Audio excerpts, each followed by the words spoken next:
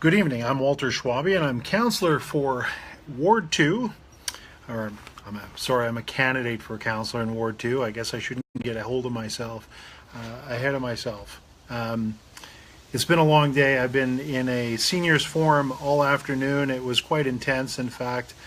This seniors United Now forum for mayors, their mayor candidates, and so on. And we've been door knocking and so on, and I'm outside for a very particular reason.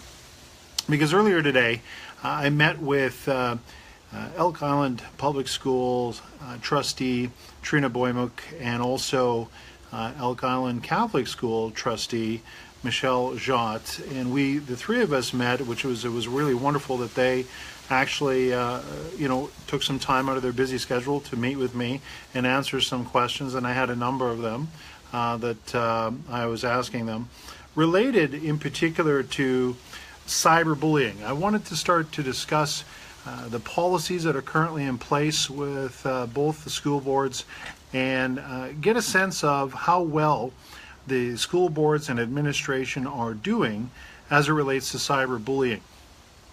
As many will know, I am a parent. My wife and I have 4 wonderful girls, and they are going to 2 separate schools right now.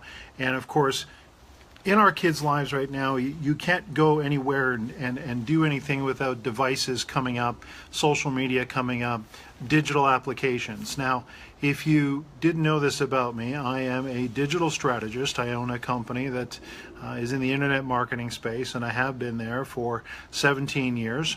And in fact, I have over 40,000 hours as a digital strategist, creating digital strategies for everyone from Microsoft to small businesses here locally in Strathcona County, and of course all 3 levels of government as well. So I have an extensive background in understanding the behavioral patterns around social implications around these applications, okay, and how they're affecting behavioral patterns. In this case, I'd like to talk about how they affect behavioral patterns around children. 13 and younger in particular, but also into junior high and high school. There are several studies, ladies and gentlemen, that state that children are getting devices and using applications far too young. They're not actually mature enough to truly understand the power behind these applications and what they're capable of. And believe me, here I am using Facebook Live right now and broadcasting to you live for everyone to see and hear and watch when it's archived. But of course, there are all sorts of different types of applications that children are using, such as Instagram, Yellow, of course, Snapchat is obviously one of them as well. There are many different applications that are out there that children like to use. Musical.ly is another one. And the thing is that what's happening, of course, is that these applications are being used for not always negative intent, of course. They're used properly in many cases by children, but that's not in every instance. And of course, parents, I find often, as with business owners, they don't always understand the implication of these applications and how far-reaching they are, how powerful they are, how quickly things can expand and go viral, if you will.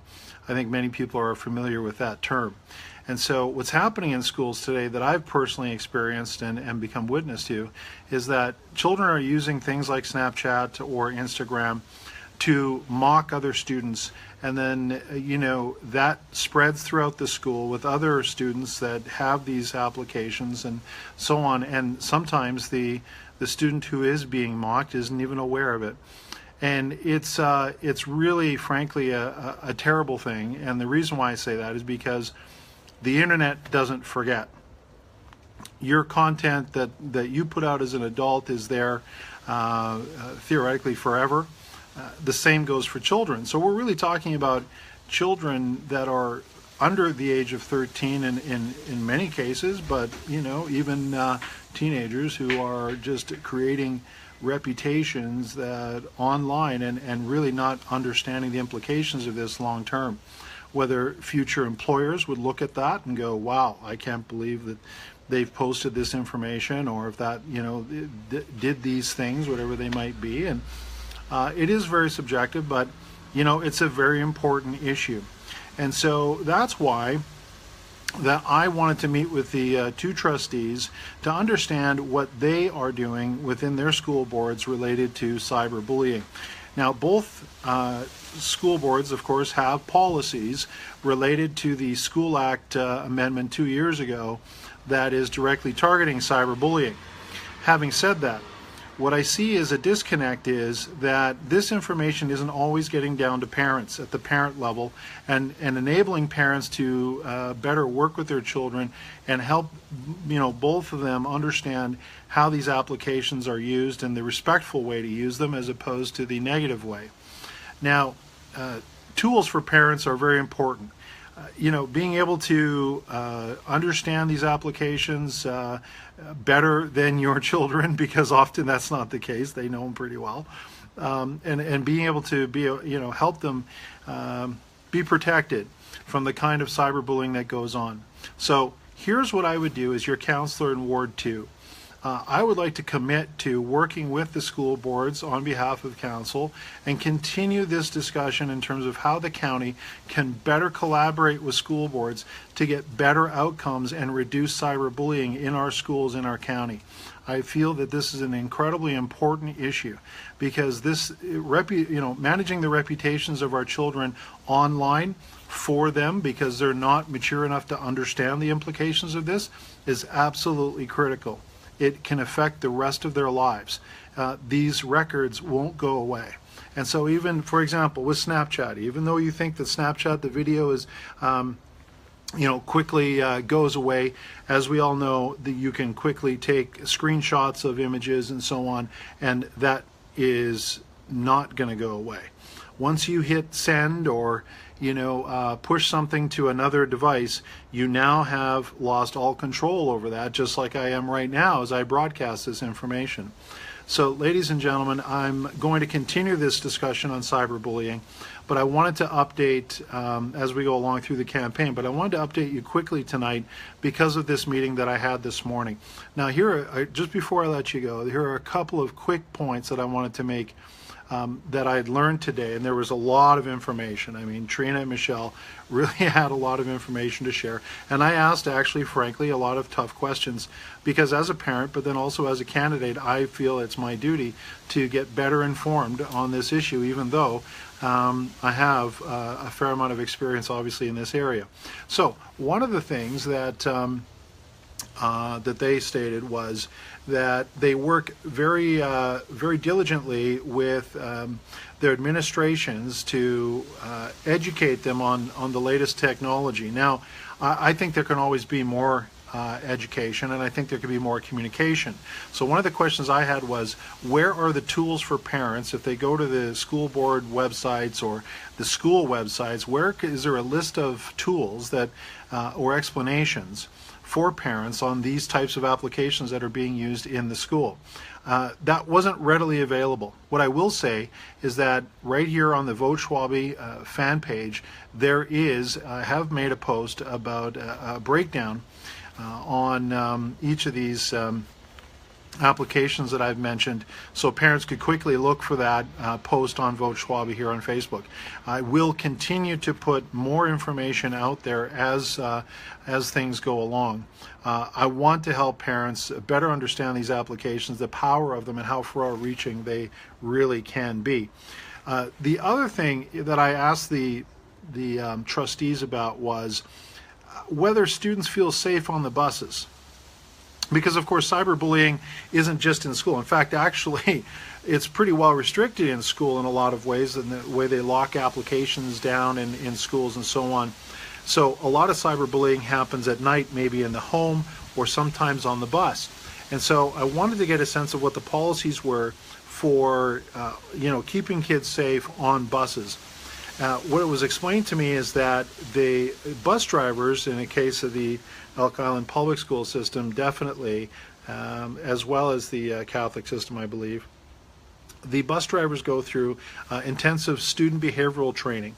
So if you're a bus driver in the county and you're working for the Elk Island public school system, you'll know what I'm talking about. I just learned this today, which is a great thing, because obviously the bus drivers are incredibly important to that system. They also have a very stressful job. So this training on helping kids behave on buses is, I think, very important, and I'm really glad to hear that that's in place. Having said that, also, you know, that doesn't mean that they are always going to have the right answers. And so I think it's important for us as parents to really communicate to our children to behave on the bus, and obviously not get out of line as it relates to you know, bullying other students. But there is a process for both school boards in place. But my question was, in terms of outcome, how do we know it's working? How do we know how well this new cyberbullying amendment to the School Act is working? Because it's only 2 years old, I was told that it's still too early to determine that. Now, I would actually push back a little bit there, and I would say, look, I think it's time for us to see some early results in terms of data on the website. I'd like to see a list of tools for parents on these websites, and I would like to work as a counselor with the school board trustees, with the school boards themselves, and see if the county can help in that way, in any way, shape, or form, collaborate and make things better. One of the other things that I think is really incredibly important is that the county has initiated, obviously, a social framework. And within that social framework, both school boards participated in that recently. And so there's a lot of information there with the new social framework that this previous council has brought in. And I would like to continue that work as your counselor in Ward 2, especially, again, as it relates to cyberbullying and how we reduce it or hopefully eliminate it altogether. I think it starts with parents and our accountability, but of course, you know, we're obviously, all of us are very busy. We have very busy lives, and sometimes it's just easier to, you know, to just let things slide sometimes, and we don't do it intentionally, but it just, in the busyness of the day, it just happens. So I'd like to try and find some tools here and to list them on not only the county website, but then possibly also the school board websites, work towards that sort of thing after becoming a counselor here in Ward 2. So I want to thank you very, very much for listening. This is a little bit of an impromptu broadcast, of course. You know, we're losing a little bit of daylight, but we've been out door knocking quite a bit. The team is still out there as well. But I just felt it was really important to give this short broadcast on this and let you know that this is one of the important issues that I'm running on in terms of bringing community together. I really want to see a reduction in cyberbullying. It's just, it can be incredibly harmful as to how fast and far these applications carry negative you know, comments and negative images and so on and so forth. These children, you know, they didn't ask to grow up with these kinds of things coming at them. And so as parents, I believe that, you know, we have to give them every opportunity to thrive and not be attacked at school by classmates using these digital applications in that form or manner. I think a lot of times it's really just, frankly, a matter of education and us making a choice as parents to ensure that it's clearly communicated to not only our children, but, you know, just in general in society, that this is not something that we want to see in our schools for sure, and anywhere else. And so it's important. And I would like you to know that as well. If you have any questions about this issue or other things that I am running on, please head to voschwabe.ca, drop me an email or give us a call. Certainly reach out to us on Twitter as well, and Facebook, and more videos on YouTube coming. And we are going through the neighborhood, ladies and gentlemen. If you'd like a lawn sign, please give us a shout. We'll be right over with one. We are handing them out and installing them every day. Thank you so much also for your donations and your support. On October 16th, I hope you'll give me your vote for counselor here in Ward 2 in Strathcona County. Thank you so much. I'm Walter Schwabe.